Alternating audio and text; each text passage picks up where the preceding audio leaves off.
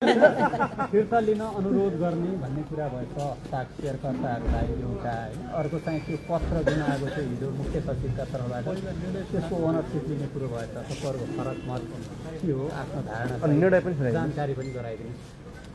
नेपाली कांग्रेसको आजको केन्द्रीय कार्य सम्पादन समितिको बैठकमा कार्यवाहक सभापतिले वाचन गर्नुभएको प्रस्ताव मुख्य विषय नै सहमति गर्न सकिने विषय छैन। यसमा लेखिएको मुख्य विषय छ पार्टी विधान अनुसार नियमित महाधिवेशनको कार्यसूची घोषणा भएपछि विशेष महाधिवेशन आवश्यक छैन। अर्थात् नियमित महाधिवेशनको क्यालेन्डर आयो भने विशेष महाधिवेशन बोलाउनु पर्दैन, यो विधानको व्यवस्था हो भनेर भन्ने कुरा यो सरासर विधानको खिलाफ छ। मैले माथि बैठकमा यो कुरा राखेको छु। मैले गोदावरीको महासमितिको बैठकमै 2082 सालमा नियमित महाधिवेशनको कार्यतालिका प्रस्तुत गरेको थिएँ। त्यो बेलामा के भनियो भने यो केन्द्रीय कार्य समितिको अधिकार हो, पछि गरौँ। केन्द्रीय कार्य समितिले कार्यतालिका नियमित महाधिवेशनको कार्यतालिका व्यवस्थित केन्द्रीय ढङ्गले चलाउने हो भने त नयाँ केन्द्रीय कार्य समिति आउन साथै बनाएको छ। हामी 4 वर्षपछि यसो गर्छौँ भनेर बनाएको छ। त्यो त कार्यतालिका मात्रै हो नि। कार्यतालिका आयो, त्यस कारणले गर्दाखेरि यो विधान सबले बोलाउनु पर्दैन भनेर भन्ने कुरा ठाडै विधानको अपव्याख्या हो। यहाँभित्र विधानको कुनै धारा कोड गर्न सकिन्छ कि भनेर बडो मेहनत गरेको पाएँ मैले। के भन्यो भने चाहिँ भन्न सकिन्छ भनेर यहाँ लामो छलफल भएको पाएँ, तर के पनि भन्न सकिएन। पार्टीको विधान अनुसार नियमित महाधिवेशनको कार्यसूची घोषणा भएपछि विशेष महाधिवेशन आवश्यक छैन मात्र भनियो। यो विधान सम्मत छँदै छैन, विधानको अपव्याख्या हो यो। मैले आज माथि पनि फेरि दोहोऱ्याएर सदस्य सभापति लगायत सबै साथीहरूलाई भनेको छु, केन्द्रले नबोलाएको बेलामा विशिष्ट आवश्यकता महसुस गर्यो भने महाधिवेशन प्रतिनिधिहरूले तिमीहरूसँग पनि यो हक छ है भनेर हक स्थापित गरेको सबै ठाउँमा हुन्छ। एउटा ब्याङ्कमा पनि हुन्छ, सहकारीमा पनि हुन्छ, जहाँ मेम्बरसिप हुन्छ त्यहाँ हुन्छ। वार्षिक सभा बोलाउनुपर्छ, तर बोलाएन भने यति प्रतिशतले बोलाउन पाइन्छ भन्ने आउँछ। हाम्रो सन्दर्भमा त के गरेको छ अझ भने यो फेरि कहिलेकाहीँ यतिकै खेलाचीमा थोरै मान्छेले बोलाएनन् भनेर कहाँ राखिएको छ भने 40%। सामान्यतया यो के हुन्छ, जस्तो अविश्वासको प्रस्ताव ल्याउनु पर्यो सभापतिमाथि भने जम्मा 25%ले दर्ता गरेको छ। सामान्यतया केन्द्र समितिहरूको बैठकहरूमा आवेदन दिने कुरामा 15-20% राखिएको हुन्छ। तर नेपाली कांग्रेसको त महाधिवेशन भनेको त सानो कुरा होइन नि त। त्यस कारणले गर्दा 40%को बेन्चमार्क राखिएको छ। त्यस कारणले गर्दा यो विधानको यो व्यवस्थामा 40% राखिएको ठाउँलाई साथीहरू सङ्गठित भएर बनाएको कुरालाई यसलाई पूर्ण रूपमा व्यवस्था गर्यो। आज पनि त्यही गर्यो। एउटा कुरा। दोस्रो कुरा, वर्तमान संवेदनशील अवस्थामा विशेष महाधिवेशन आयोजना गर्नु पार्टीको हितमा छैन। अवस्था संवेदनशील भएकोले विशेष महाधिवेशनमा आएको हो। भदौ 22 गते अगाडि त भदौ 23 गते अगाडि कसले विशेष महाधिवेशनमा आएको थियो? हामी सबै नियमित महाधिवेशन छ, अझ त्यसमाथि पनि 1 वर्ष म्याद थपिरहेछ भन्ने कुरा सबैलाई थियो। हामी 83 सालमै विशेष अधिवेशन हुन्छ भनेकै थियौँ। यो कुरा कहाँनिर आएर जोडियो भने म फेरि दोहोऱ्याउँछु, हामी भाद्र 23 र 24 गते नेपालमा नवयुवाहरूले ठुलो, त्यसलाई जसरी भनौँ, एउटा ठुलो विद्रोह गरे। नागरिकहरूले ठुलो असन्तुष्टि पोखे। अहिले चलिरहेको राजनीतिक दल ठिक ढङ्गले चलेको छैन, देश ठिक ढङ्गले चलेको छैन, सरकार चलेको छैन, संसद चलेको छैन, तिमीहरू चलेका छैनौ, नेताहरू ठिक ढङ्गले चलेको छैनन् भन्ने कुरा भन्ने कुरालाई मान्न तयार भइरहेका छैनौँ। भदौ 22 गतेको नेपाल र भदौ 25 गतेको नेपाल एउटै होइन।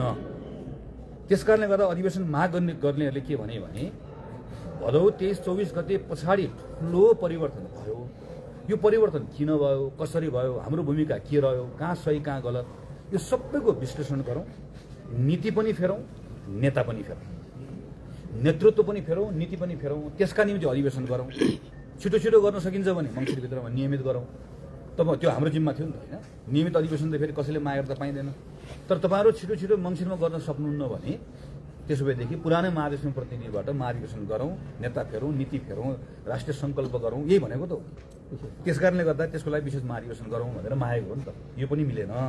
संवेदनशील अवस्थामा विशेष महाधिवेशन गर्नु, संवेदनशील भएकोले विशेष महाधिवेशन मागेको।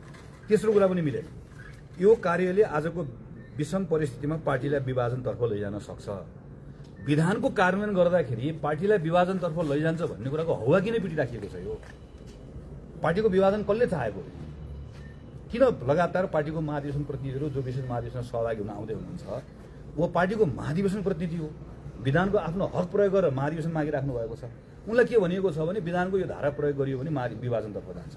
विधानको यो धाराको प्रयोग गरिएन वा कार्यान्वयन गरिएन, यत्रो देशभरिका साथीहरूले भनेको कुरालाई एकपटक सुन्ने प्रयास गरिएन। उनले जे भने त्यो हुनुपर्छ भन्ने छैन, उहाँले जे भन्नुभयो त्यो हुन्छ भन्ने पनि छैन, नहुन सक्ला नि त। तर एकपटक सुन्ने प्रयास पनि भएन, एकपटक संवाद गर्ने प्रयास पनि गरेन भने पो बरु पार्टी टुट्ला। पार्टी टुट्ने भनेको चाहिँ केवल औपचारिक रूपमा पार्टी टुट्ने, पार्टीको कार्यकर्ताहरूको विश्वास टुट्ने कुरा हो नि त, पार्टीको साथीहरूको मन टुट्ने कुरा हो नि त। हामी निर्वाचनमा जानुभन्दा पहिला अधिवेशन गर्नै पर्छ, पार्टीको नेता र नीति बदलिनुपर्छ भन्ने आवाज उठाएर आएको साथीहरूलाई हामी जुन निर्णयमा पुगे पनि उनीसँग बसेर कुरा गरेर संवाद गरेर त्यो कुरा सुनेर एक ठाउँ आयो भने पो पार्टी एक ठाउँ रहन्छ, पार्टीको साथीहरूको मन एक ठाउँ रहन्छ। यो कहाँबाट सुरु भएको हो भने, म फेरि दोहोऱ्याउँछु, यो कहाँबाट सुरु भएको हो भने यो कार्यालयमा पार्टीको हामीभन्दा धेरै नयाँ पुस्ताको साथीहरू आइसक्नुभयो। हाम्रै पुस्ताको साथीहरूलाई पनि यहाँ चाहिँ हामी महामन्त्री भएर आयौँ, यसलाई एक तरिकाले यसलाई स्वीकार गर्न नसकिएको, मैले त्यो कुरा भन्नै पर्छ, स्वीकार गर्न नसकिएको। त्यो कारणले गर्दाखेरि त्यो विशेष महाधिवेशन माग्ने त हामी होइन नि त, मैले आज सम्झाएँ उहाँहरूलाई, हामी होइन, त्यो त हामीहरूभन्दा पनि धेरै सिनियर नेताहरू रहेको, सिनियर जुनियर सबै 40% बढी मान्छेहरू यत्रो ठुलो सङ्ख्यामा छ। हामीहरूलाई यो दुईवटा महामन्त्रीहरूसँग जोडिएको छ, त्यस कारणले गर्दा यसलाई पेल्नुपर्छ, ठेल्नुपर्छ भन्दै गर्दाखेरि त्यो ख्यालै गरिएन। हामीलाई त सङ्ख्याको आधारमा यहाँ पेल्ने ठेल्ने काम त वर्षौँदेखि भइ नै रह्यो। हामी कति ठाउँ लड्यौँ, कति ठाउँ सकेनौँ, कति ठाउँ हामी आफै पनि हार्यौँ होला, कति ठाउँ लाचार भयौँ होला, कति ठाउँ चुक्यौँ पनि होला, चुक्यौँ नै। तर त्यो यो पटक के ठानियो भने यो दुईवटा महामन्त्री हुन्, यसलाई पेल्नुपर्छ भन्दै गर्दा त्यो पेल्नुपर्छ भन्दै गर्दा उहाँले यो हदसम्म ठाउँसम्म पुग्ने अवस्था बन्यो। त्यसले आज फेरि उहाँलाई भनेका छौँ, तपाईँले लेखेको कुरा गलत, फरक, यो विधान सम्मत छैन, यसमा हाम्रो फरक मत छ। यहाँ सहमन्त्री फर्मुला मन्सुर हुनुहुन्छ, उहाँले पनि आफ्नो विचार त्यही ढङ्गले राख्नु भएको छ, यो विधान सम्मत छैन। त्यसैले हामीले फेरि अनुरोध गरेका छौँ कि 27 र 28 गते भनेर जुन आयोजना भएको छ, त्यो आयोजना कसले गर्यो भन्दै गर्दा आज मैले त्यो कुरा भनेको छु विधानमा कि मलाई देखाइदिनुहोस् 40%ले माग्यो भने आयोजना गर्नुपर्छ अनिवार्य भनिएको छ। त्यो केन्द्रले आयोजना गरेन भने के गर्ने कहीँ पनि लेखिएको छैन। त्यसो भने त भोलि त हामीहरू यस्तो अवस्थामा त यो अधिकारको प्रयोग कसले गर्ने त? स्वाभाविक रूपमा यो हुन्छ, किन यस्तो लेखेन होला त भन्दै गर्दा, किनभने केन्द्रीय कार्य समितिले यस्तो गर्ला भन्ने कल्पना गरिएन, केन्द्रीय कार्य समितिले यस्तो गर्ला भन्ने कल्पना नगरिएको कारणले गर्दा लेखिएन।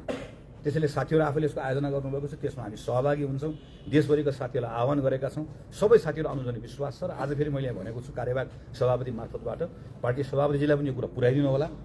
अहिले पनि हामी अपेक्षा गर्छौँ पार्टी सभापति 27 गते त्यो पार्टीकै साथीहरूले गरेको आयोजना हो, विधान सम्मत आयोजना हो, त्यो अधिवेशनमा उहाँ सहभागी हुनुपर्छ।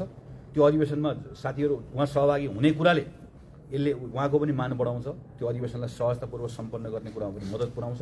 त्यसैले यहाँबाट बसेर हामीले अधिवेशनको साथीहरूलाई फिर्ता लिऊ भनेर अपिल गर्ने भन्दा पनि यहाँबाट निर्णय गरेर यो अधिवेशन हाम्रो हो, केन्द्रीय कार्य समितिले स्वामित्व लिन्छ भन्ने कुरा गर्ने कुरा चाहिँ आजको लागि विधान सम्मत पनि हो, उपयुक्त कुरा पनि हो। यो गर्नुहोस्, यो गर्नुपर्छ भन्ने मेरो आफ्नो राय, हाम्रो आफ्नो राय मत र त्यसले नै सहमतिको बाटो पनि खोल्छ भन्ने कुराको लागि राखेर आएका छौँ। काङ्ग्रेसको पार्टी उल्लङ्घनको चाहिँ कीर्तिमानी नै गरेको छ। हिजो अस्ति उम्मेदवार छनौटमा पनि संसदीय समिति बनाएन। अब 1-2 महिना धेरै गर्न सकिन्छ भनेर तपाईँले पक्षधरहरूलाई बुझाउन सक्ने यस्तो छ।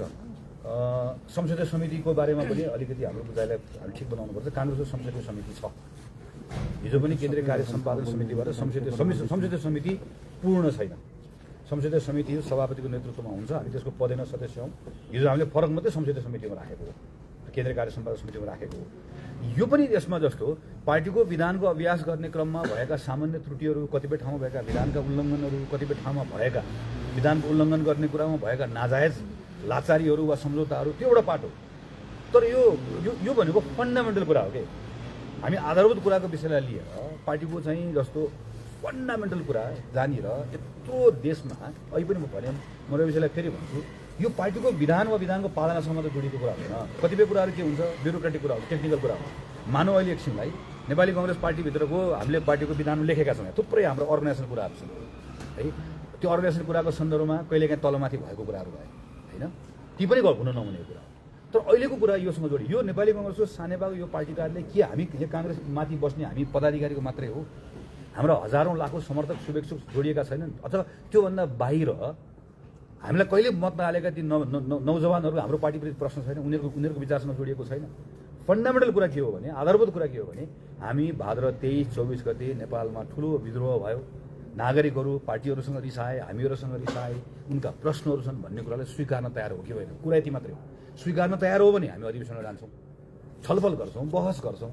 होइन 23 र 24 गते के पनि भएको होइन। हामी 23 र 24 गते अगाडि पनि हामी ठिक थियौँ, अहिले पनि हामी ठिक छौँ। के पनि होइन, नेपालमा केही भएकै छैन। खालि एउटा चुनाव मात्र हुन लागेको। यो मध्यावधि जस्तो चुनाव हो। अब फेरि हामी नै हो भन्ने कुरा गऱ्यौँ भने हामीलाई अधिवेशन पनि ठिक लाग्दैन, नियमित पनि ठिक लाग्दैन, विशेष पनि ठिक लाग्दैन। हामीलाई अहिले आफूले गरेको कुरा मात्र ठिक लाग्छ। प्रश्न यो अधिवेशन विशेष अधिवेशन कतिपय कुराहरू कानुनी टेक्निकल कुराहरू भयो। मुख्य कुरा हामी यो आधारभूत कुरालाई स्वीकार गर्छौँ कि गर्दैनौँ भन्ने हो। स्वीकार गर्नुपर्छ भन्ने विशेष महाधिवेशनको मागकर्ताको कुरा पनि हो। उनको माग ठिक छ भन्ने हामी पार्टीको महामन्त्री सहमहामन्त्रीको कुरा हो। महाधिवेशन गर्दा पार्टी विभाजन हुन्छ भन्ने कुरा कहाँबाट आयो भनेर भन्नुभयो। अर्का महामन्त्रीले आज भावुक एक किसिमको चाहिँ भिडियो सन्देश प्रवाह गर्नुभएको छ। त्यसमा पार्टी विभाजन हुने अवस्था आयो भने सबैभन्दा पहिला हलबाट बाहिर निस्किने मान्छे मै हुन्छु भनेर भन्नुभएको छ। त्यही भएर उहाँको भावुकता अझ बढाइदिउँ भनेर आएको हो। यस्तो भयो, उहाँले पार्टीको साथीहरूलाई देशैभरि अहिले पार्टीका एकदम जिम्मेवार नेताहरूलाई अहिले भ्याइनभ्याइ छ। बिहानदेखि बेलुकासम्म साथीहरूलाई फोन गरेर राख्नु भएको छ होइन। नेताका सहयोगीहरूलाई पनि भ्याइनभ्याइ छ, फोन गरेर राख्नु भएको छ। मुख्यमन्त्रीजीहरूलाई भ्याइनभ्याइ छ अहिले होइन, भ्याइनभ्याइ छ। जताततै घर जानु परेको छ, फोन गर्नु परेको छ। तपाईँ नआउनु होला, हस्ताक्षर गरेको साथीहरू नआउनु होला भन्ने छ। कतिलाई हस्ताक्षर गर्नुभएको साथी तपाईँ आउनुभयो भने फेरि माघ 6 गते आउँदैछ नि, चुनाव आउँदैछ नि, तपाईँ त चुनाव लड्ने मान्छे भन्न भ्याइनभ्याइ छ। र धेरैजसो साथीलाई के भनिएको छ भने पार्टी फुट्छ नआउनुहोस् भनेर भनिएको छ। महामन्त्री विश्वप्रकाश शर्माले एउटा विश्वासको साथमा पार्टीको जिम्मेवार अधिकारी भएर पार्टी फुट्दैन, हामी फुट्न दिन्नौँ। मेरो पनि कुरा त्यही, हामी यति जिम्मेवार छौँ कि मैले पनि भने हाम्रो साझा कुरा नै के हो भने हामीहरू यो बेलामा नेपाली कांग्रेस पार्टी कमजोर बनाउनका निम्ति, नेपाली कांग्रेस पार्टीमा विग्रह ल्याउनका निम्ति कांग्रेसप्रतिको चिन्ता कम भएर होइन नि त। यो हामी नागरिकसँग कांग्रेस जोड्ने कुराका निम्ति नै अहिले गर्नु खोजेको प्रयत्न हो। त्यसैले विश्वप्रकाश शर्माले गर्नुभएको अपिललाई पनि योसँग जोडेर हेर्नुपर्छ। मूलत पार्टी फुटाउन लाग्यो भन्ने कुरा भन्दा साथीहरूले महाधिवेशन प्रतिनिधि कतिपय साथीहरूलाई लगातार सन्देश पुर्याइराख्नु भएकोले गर्दाखेरि हाम्रा कुराहरू पुर्याउने कोसिस गर्नु। आयोजना भएकै दिन 27 गते युवा भेला र 28 गते चाहिँ जिल्ला सभापतिहरूको भेला राखिएको छ। यसलाई चाहिँ कसरी लिनुभएको? त्यो भेलाबाट साथीहरू पनि अधिवेशनै आउनुहुन्छ। हाम्रो